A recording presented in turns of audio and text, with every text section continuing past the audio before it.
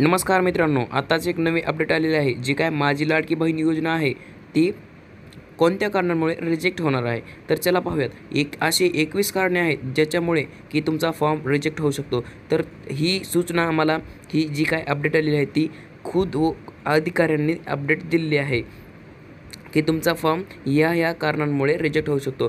ती कोणती कारणे आहेत ती आपण आजच्या व्हिडिओमध्ये पाहणार आहोत. तर चला पाहूयात. जर चॅनलवरती नवीन आला असाल तर नक्कीच लाईक, सबस्क्राईब आणि व्हिडिओ शेअर करा. तर चला व्हिडिओला सुरुवात करूयात.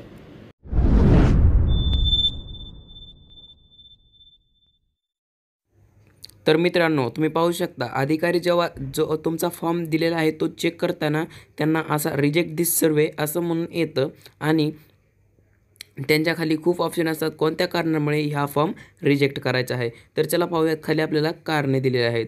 नोंदविलेले नाव व आधार कार्डवरील नाव यात तफावत आहे. म्हणजे जे काय तुम्ही नोंदवलेले जे फॉर्मवरती नाव लिहिलं आहे आणि आधार कार्डवरती जे नाव आहे त्याच्यामध्ये जर तफावत जर असेल तर तुमचा फॉर्म रिजेक्ट होऊ शकतो. अर्जदाराचं वय 21 ते 65 वर्षे या वयोगटात बसत नाही.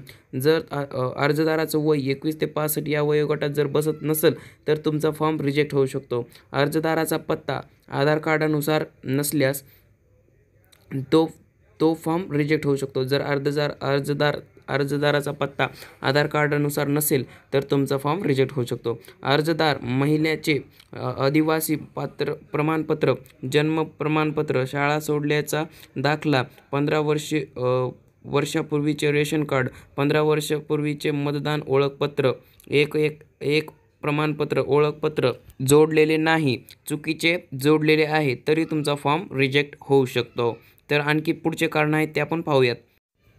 जन्मठिकाण महाराष्ट्रातील नाही आणि महाराष्ट्रातील आदिवासी असलेल्या पतीचे 15 वर्षापूर्वीचे रेशन कार्ड, 15 वर्षापूर्वीचे मतदार ओळखपत्र, जन्मदाखला, शाळा सोडल्याचे प्रमाणपत्र यापैकी कोणतेही एक प्रमाणपत्र ओळखपत्र जोडलेले नाही तरी तुमचा फॉर्म रिजेक्ट होऊ शकतो. आधार क्रमांक चुकीचे नोंदविलेले आहे. जर तुम्ही आधार कार्ड चुकीचा नोंदवलेला असेल तरी तुमचा फॉर्म रिजेक्ट होऊ शकतो. कुटुंबाचे एकत्रित वार्षिक उत्पन्न रुपये 2.50 लाखपेक्षा अधिक आहे. जर तुमचं वार्षिक उत्पन्न 2.5 लाख जर असेल तरी तुमचा फॉर्म रिजेक्ट होऊ शकतो जर तुम्ही तो फॉर्म भरलेला असेल तर. कुटुंबाचे वार्षिक उत्पन्न 2.50 लाखपेक्षा कमी असल्याचे प्रमाणपत्र अथवा पिवळे किंवा केसरी रेशन कार्ड जोडले नाही. जर तुम्ही पिवळं रेशन कार्ड किंवा तुमचं जे काय वार्षिक उत्पन्न आहे त्याचे जर प्रमाणपत्र जोडलेले नसतील तरी तुमचा फॉर्म रिजेक्ट होऊ शकतो. बँक खात्याचा तपशील, खातेदाराचे नाव, बँकेचे नाव, खाते क्रमांक, IFSC कोड योग्य नाही तरी तुमचा फॉर्म रिजेक्ट होऊ शकतो. बँक खाते आधार संलग्न नाही. जर तुमचं बँक खातं जर आधारला लिंक नसेल तरी तुमचा फॉर्म रिजेक्ट होऊ शकतो. अर्जदाराने हमीपत्र दिले नाही अथवा हमीपत्र त्रुटी आहे तरी तुमचा फॉर्म रिजेक्ट होऊ शकतो. अर्जदार केंद्र राज्य शासनाच्या विविध विभागामार्फत राबविण्यास येणाऱ्या आर्थिक योजनेद्वारे दरमहा रुपये 1.500 किंवा त्यापेक्षा अधिक रकमेचा लाभ घेत आहेत तरी तुमचा फॉर्म रिजेक्ट होऊ शकतो. 4 चाकी वाहन, ट्रॅक्टर वगळून कुटुंबातील सदस्याच्या नावावर नोंदणीकृत आहे.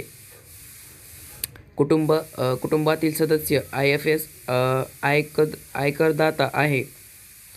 आयकरदाता आहे तरी तुमचा फॉर्म रिजेक्ट होऊ शकतो. जे काही तुमच्या कुटुंबातील सदस्य आयकरदाता असेल तर तुमचा फॉर्म रिजेक्ट होऊ शकतो. कुटुंबातील सदस्य विद्यमान किंवा माजी खासदार किंवा आमदार आहे तरी तुमचा फॉर्म रिजेक्ट होऊ शकतो. कुटुंबातील सदस्य नियमित कायम कर्मचारी म्हणून शासनाचे विभाग, उपक्रम, मंडळ यामध्ये कार्य करत किंवा सेवानिवृत्तीनंतर निवृत्ती वेतन घेत आहे तरी तुमचा फॉर्म रिजेक्ट होऊ शकतो. चला आणखी पुढे काय कारणे आहेत ते आपण पाहूयात.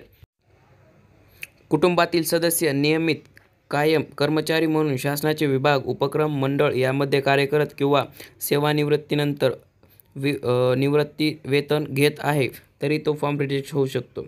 कुटुंबातील सदस्य शासनाच्या कोऑपरेशन बोर्ड उपक्रमाचे अध्यक्ष, उपाध्यक्ष, संचालक सदस्य आहेत तरी फॉर्म रिजेक्ट होऊ शकतो.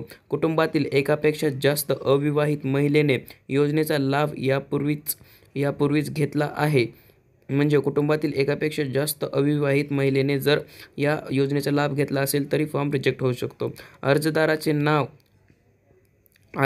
नाव व सादर केलेली कागदपत्रे यांच्या